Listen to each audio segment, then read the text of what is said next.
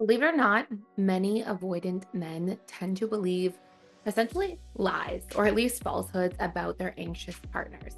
And this even includes fearful avoidance that lean anxious in a relationship.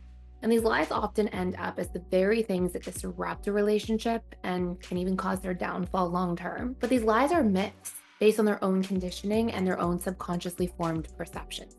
So, in today's video, we're going to break down the three lies avoidant men often believe about their anxious partners. But most importantly, we're going to talk about how to address these things and how to actually move the needle towards healing and growth instead.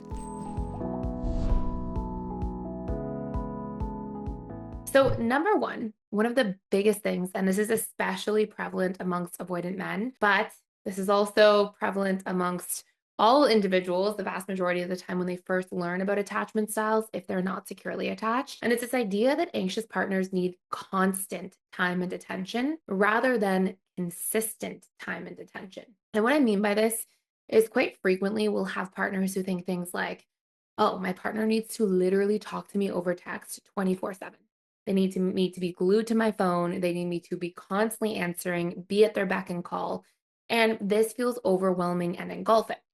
And on top of that, we know that dismissive avoidant attachment styles already have these big core wounds around being trapped or helpless. And essentially, the idea of being engulfed absolutely triggers that. But here's the reality. Here's the actual truth behind this myth. Anxious attachment partners need consistent time and attention. And what I mean by this, and this is something you should share if you are in fact anxiously attached, what I mean by this is that anxious attachment individuals need some degree of consistency. They just want to know that you're going to speak to them, let's say a quick text exchange in the morning and a text exchange or a quick call for 15 minutes in the evening. They just need to know that they're going to talk to you every day. And when they do talk to you, if you give them one small compliment or one small piece of reassurance, they can literally be as small as something like, hey, I miss you. Can't wait to hang out this weekend. Well, I was thinking about you so much today. I had such a fun time with you on our last date. I'm looking forward to the next one. It can literally be a sentence that takes 10 seconds to write on a text or less than 3 seconds to say on the phone. And if there is some degree of reassurance on a consistent basis, and there's just some degree of consistency in the communication, anxious attachment styles end up settling into relationships so effectively. They end up feeling like they can let their guard down, they feel connected, they feel a lot more calm and regulated. It's really when inconsistency is there that they start to feel like, wait, can I really count on you? So if you are texting them all throughout the day one day, and then you text them only once the next day, and then you text them a couple times the next day, if it's all over the map, this is what triggers them because anxiously attached individuals, as they're trying to actually connect and get their attachment needs met, they need to know that you're going to be there. And so that's really about consistency and reassurance, not constant connection. Okay. Myth number two is this idea that this person is trying to control you. Okay. A lot of avoidant men think, oh, my partner's literally trying to control me. And this is when this partner wants to spend more time together. What they don't realize is that, and this is the truth instead of the myth, is that anxious attachment women, they're not trying to be controlling at all. They want their partners, they want their loved ones to live their best life, to be happy, to be okay. Like this is actually really important to them. But what ends up taking place is they have this big fear and idea that like literally this person is trying to control me. And unfortunately, one of the big issues with this is that when somebody believes that they're trying to be controlled, instead of seeing the actual sponsoring intention behind their partner's actions, it's so much easier to shut down and to push this person away. And of course, that creates this negative momentum in the relationship. The anxious attachment style then comes in closer. Then the dismissive avoidant feels more controlled or more trapped, tries to push away further, and it literally becomes a vicious cycle in the negative form. But the reality of the case here is that, when somebody's trying to spend more time than with you, it's because they have different conditioning in terms of their expectations. So, what I mean by this is that all individuals grow up with conditioning, and their conditioning is a big part of what forms the habits and belief systems and really expectations and needs at a subconscious level of mind. And your subconscious mind, if you didn't already know this, is literally responsible for 95% of all of your beliefs, thoughts, emotions, and actions on a daily basis. So what ends up happening essentially is that consciously a dismissive avoidance says, I like this person, I'm really interested in them. But subconsciously, their expectations are relative to their childhood So if in their childhood they really didn't have somebody super present with them, there wasn't a lot of consistent time spent with them and their caregivers, then what ends up taking place is this person goes, oh, like, love and connection equals a lot of space, a lot of freedom, a lot of time apart, because that's their conditioning. Those are their subconscious expectations according to how they were raised. Anxious attachment styles often had, more closeness. And sometimes that closeness was inconsistent in its own way, but they had a lot more closeness and warmth and connectedness. And so it's what they're seeking. And so rather than this being about control, rather than this being this idea of like, oh, if somebody's trying to spend more time with you, it's because they're trying to control everything that you're doing and know where you are all the time. No, this needs to be a conversation that's had between two partners where one person can say, oh, these are my expectations in a relationship of, high quality relationship, how much time we spend together. Okay, these are mine. So let's say the anxious attachment style says, I want to see somebody 4 days a week. And let's say the dismissive avoidance says, I want to see somebody 1 or 2 days a week. Then you might meet somewhere in the middle and say, okay, let's say we see each other twice a week, and every other week we see each other for a quick third time. Or, you have these conversations where you meet somewhere.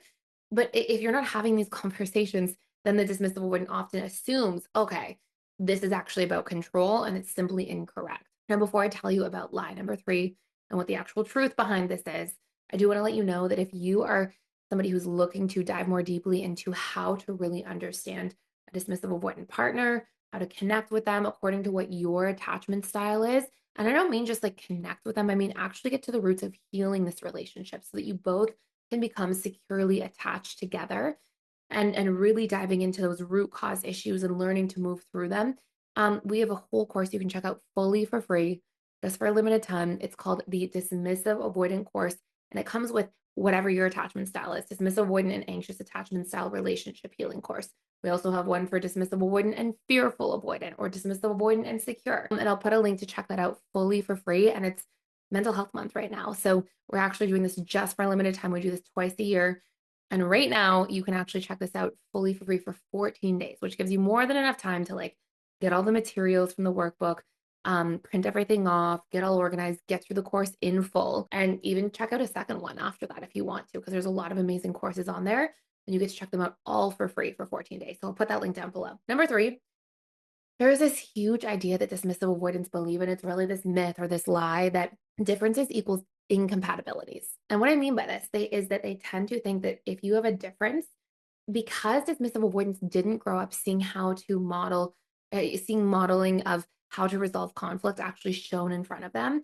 In other words, if they saw their parents getting into a disagreement or an argument, they usually didn't see them resolve it. Everybody would sort of sweep it under the rug because usually one or both people were pretty emotionally unavailable. Or a lot of dismissive avoidants grew up in like single family homes and just didn't see these things get worked through. So what ends up happening is they are in a state of learned helplessness when it comes to resolving conflict themselves. Because of this, when there's a conflict that arises in the relationship dynamic, dismissive avoidants usually feel like, oh, there just shouldn't be conflict because they usually didn't see conflict take place. They just saw everybody shove everything under the rug. I want to be very clear here that just because things are swept under the rug does not mean the conflict doesn't already exist. There's internalized conflict and there is externalized conflict. Internalized conflict is it's still a conflict. And what happens is when it's not talked about and worked through, is that internalized conflict shows up in different ways than an actual verbal disagreement or argument. It usually shows up in invisible walls being built between yourself and your partner. And so dismissive avoidants think, okay, differences, I don't know how to talk about these differences in needs or differences in how we feel about a situation or what we disagree on. So I'm going to keep the conflict internal. I'm not going to externalize it and try to work through it because I don't know how. It's almost like an unknown for them to even go there. And so they go, okay, well, I'm just going to keep this to myself. And I am literally going to keep a wall between us instead. And that is the way the conflict will still show up. And a big part of this is that dismissive avoidants often tend to flaw find. They will literally look for flaws in relationships to convince themselves, okay, I'd be okay without this person. Even if this person tries to hurt me, I don't need them. I'm fine without them. And again, this just adds to this internalized conflict and just adds to seeing differences as incompatibilities. The reality, the truth of the matter is that what we actually need to be able to do is recognize our differences, learn to navigate them effectively.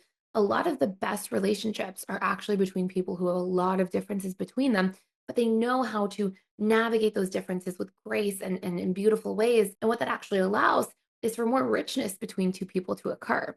Because if you have somebody who has one need, maybe one person's like a big novelty seeker in the relationship, and the other person is a lot more security oriented and comfort oriented, you know, what that actually can do in its healthiest form, and what you'll see between two securely attached people, is the novelty seeker often helps bring the more comfort, security oriented person out of their shell.